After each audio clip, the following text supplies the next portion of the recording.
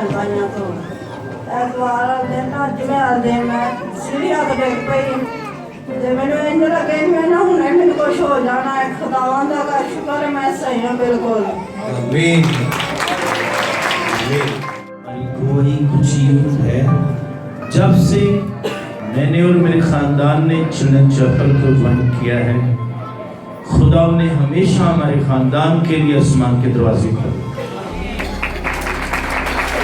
और हर एक जरूरत को पूरा किया और खुदा ने बरकत दी। जिस्मानी तो में बरकत खुदा देता है, सबसे जो बड़ी बरकत है खुदा ने हमारे खानदान में से जो दी है, खादम भी पैदा किए और प्रस्तार भी। हमारे खानदान में खुदा ने प्रस्तारों की और म्यूजिशियन की भी बरकत दी कि जो बेटा वो भी अपने कदम पर खड़ा हो जाएगा।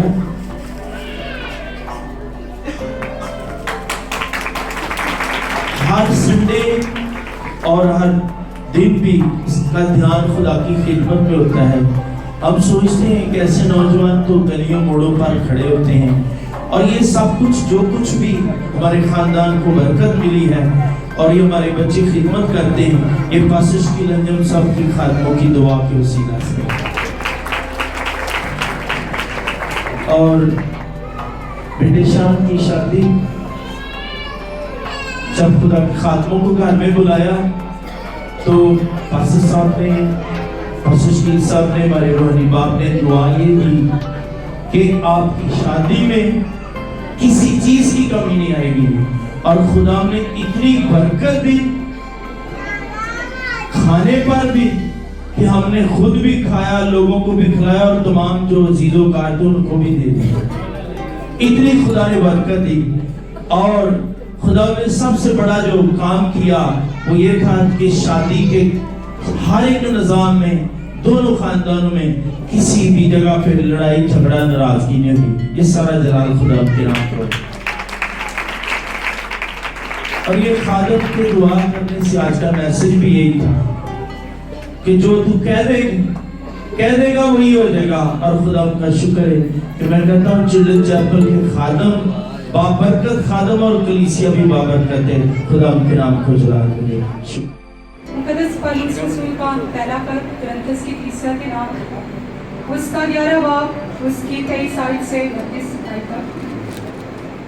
क्योंकि ये बात मुझे खुदावन से पहुंची और मैंने तुमको भी पहुंचा दी कि खुदावन यीशु ने जिस रात को पकड़वाया गया रोटी ली और शुक्र करके तोड़ी और कहा ये मेरा बदन है जो तुम्हारे लिए है, मेरी यादगारी के वास्ते यही किया करो।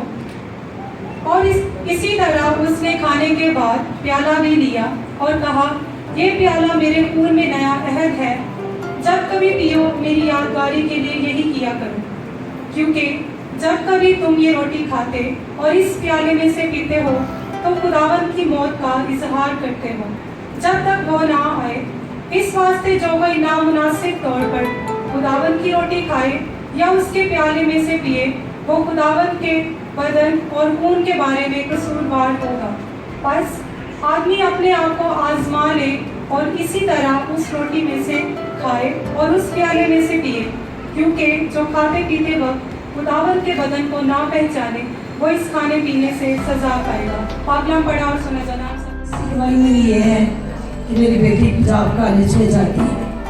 एक दिन बड़ी परेशान थी, तो जब अचानक ही भाई चले जाते हैं तो हमारा ईमान भी है और पक्का यकीन भी है कि बड़े बड़े काम होते हैं। तो भाई अचानक से चले गए।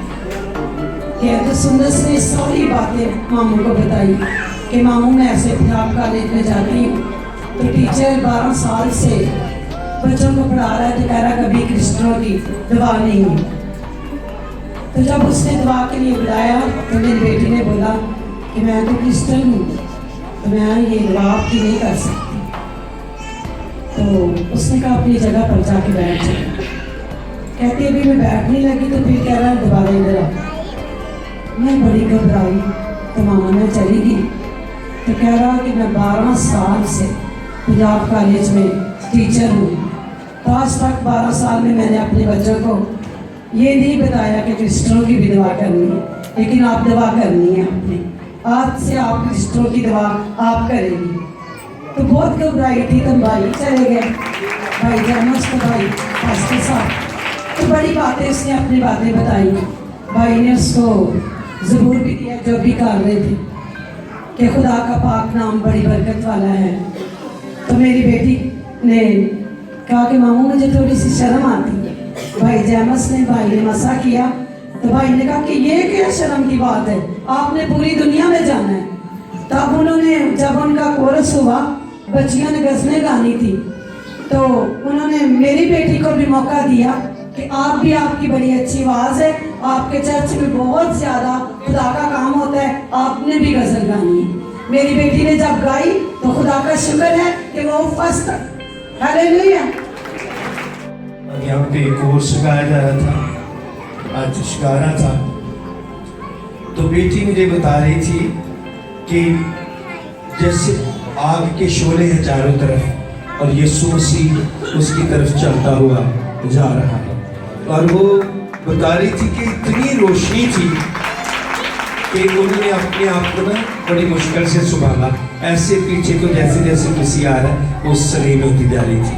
मैंने ये बात इसलिए बेटी को कहा जरूर बताएं कि मेरा ईमान है, हम सबका ईमान है कि हमारा यीशु हमारे दरमियान चलता फिरता है और हम सब बरकत पाएंगे।